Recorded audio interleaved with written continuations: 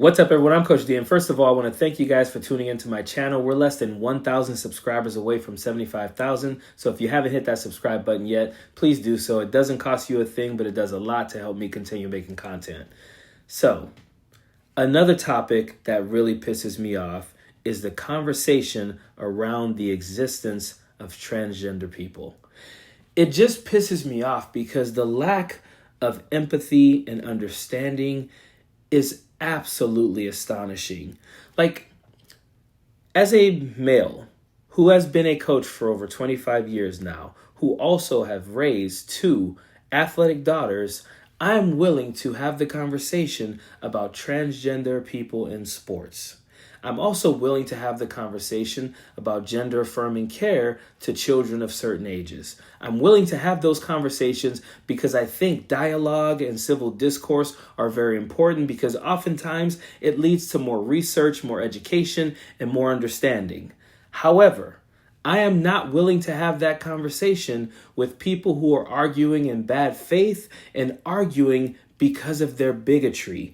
I'm not willing to. When someone announces to me their bigotry or they reveal their bigotry when we're having these conversations, it is a conversation ender for me because I am not here to sit around and listen to you bash people because you don't understand them. So if you want to have a conversation that's open-ended, that leads to more understanding, more empathy, I'm willing to have that. But if it leads to you just trying to dig in on people for existing, I'm not having it. So when I came across this video of this mother and father having a conversation about a backpack that their 4-year-old child, their 4-year-old son, had decided he wanted, it just drove me crazy. The conversation itself may have been staged. The conversation itself it was bad on a dad's part, some of the things he's saying, but the conversation itself wasn't the part that really pissed me off. It was the video being captioned, "This guy saved his son from being a transgender kid," and then the comments, some of the most ignorant comments I've ever seen on this topic, the comments on that video, that really pissed me off. Boy's starting reception in September. He has picked his own school bag. I told you not to get the pink bag. It's what he wants to have. I don't care what he wants to have. You should have gotten the football bag like I told you. It's his first day of school. It's his choice of backpack. He's going to get bullied. He's not going to get bullied. He's 4 years old. You know how mean 4-year-old people are these days, right? He's going to get bullied. And you know what? You're going to have to deal with it. I told you not to get that bag for him. He can have whatever he wants. We need to encourage him. No, he can have the football bag. That's what I'm going to get him. You need to take that back and we'll get the football bag for him. He's picked this bag. He's going to have this bag. He's his own person. He's 4 years old. He doesn't know what he wants. He's having the football bag. He's not having the pink bag. I don't care what we say. I don't care what he says. He's not having that bag. All right? And if he gets bullied, it's your fault. I'm not dealing with any of these teachers. You deal with it. All right? I'm bad enough. I'm going. Okay, so to recap, she was saying her son picked out a pink backpack. And she was okay with it. But the dad was like, he's going to get bullied. He's going to get bullied. Why would you let him pick that out? He's only 4 years old. He shouldn't make decisions for himself. You should have got him the football backpack like I told you, and so on and yada, yada, yada. Well, the caption of the video said, this dad just saved his son from being trans. So before I talk about too much about the comments and the video itself, I want to first talk about my daughter. I have two daughters. One is 23, one is 20. They're both Division I collegiate track and field athletes. One is actually done with her eligibility. Now she's in her graduate school program, but the other is just starting. I've talked about her before. She is amazing. She's one of the top sprinters in the country. You'll hear a lot about her.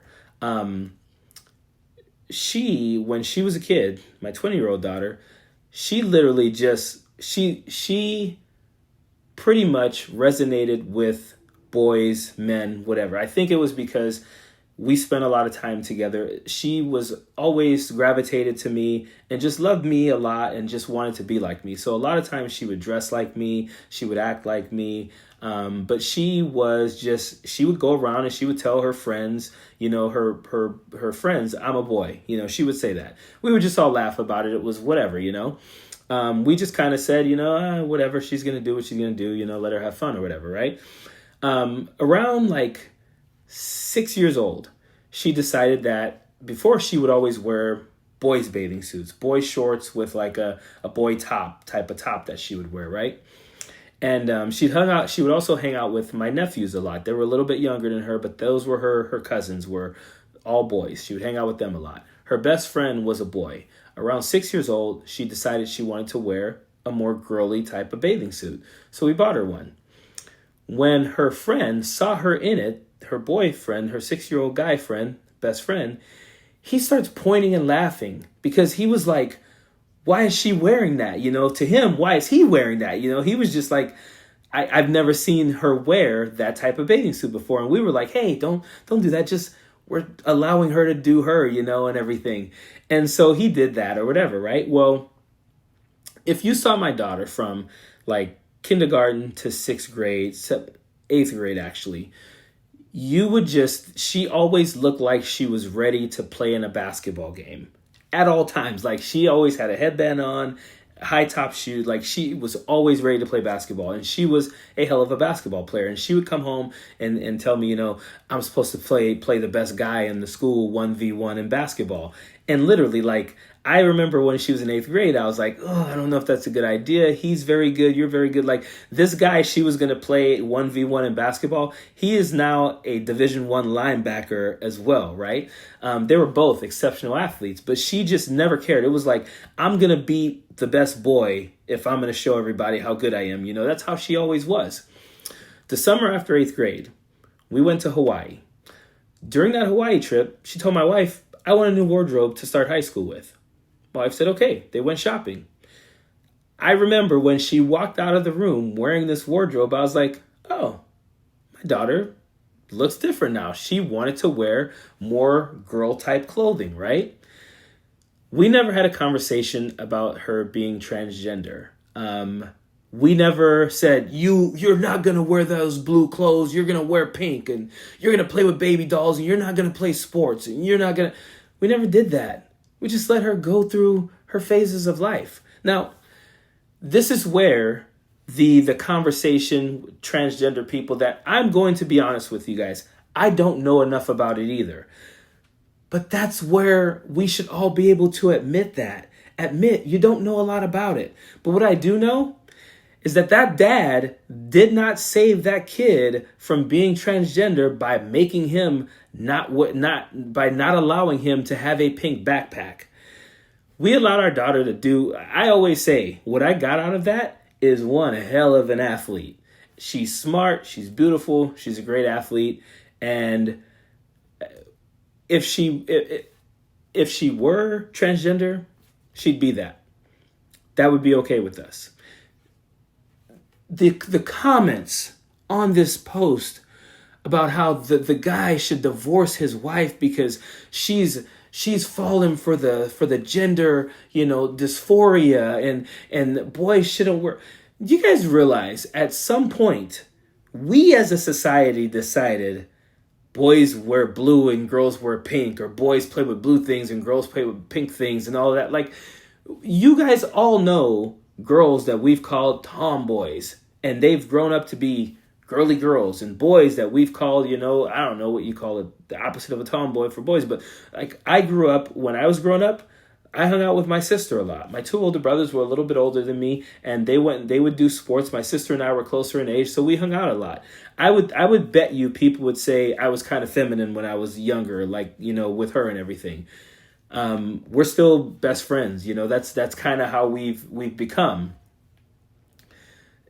The bigotry and hate that was in these comments, and the ignorance to think that you give a 4-year-old boy a pink backpack, he's now going to be a transgender girl, is crazy to me. Like, that is the stupidity that it takes to believe when Donald Trump was saying things like, your kid goes to school, Johnny, and he gets taken and given a sex change operation, and he comes back home a girl. It's the craziest thing. It's the worst thing in the world. It's the worst thing in the world that has never happened one time. But if you believe that a pink backpack could turn a kid into a transgender kid, of course you're going to believe Donald Trump's idiotic stories about kids going to school and coming back with sex change operations.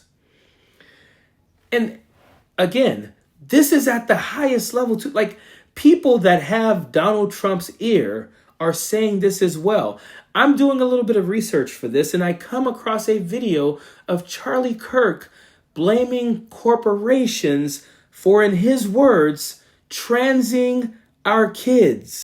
The biggest companies who hate us the most, that have smeared us, slandered us, and transed our kids. I don't even know where to go with that. Like, what the hell is he talking about? How has corporations transed our kids? Is he really trying to say because Target had an area in the store where they sold a couple of transgender shirts or whatever, that's turned, like... And this is why I absolutely despise hate and bigotry, and I will always call it out. The ignorance and stupidity that it causes in this country is absolutely sickening. I cannot believe some of the things that I see, hear, and read from people who just don't know what the hell they're talking about. I've been coaching for 25 years. Republicans want you to think that boys are pretending to be girls just so they can play girls' sports. It's not happening. These things are not happening. I've had conversations with people who will say, God doesn't make any mistakes. He would never do. And it's like, we have people who are born with chronic illnesses. We know that intersex people exist. To deny the fact that there's a possibility, to just be so close-minded to think there is no way people could have been born transgender, you are dumb to me.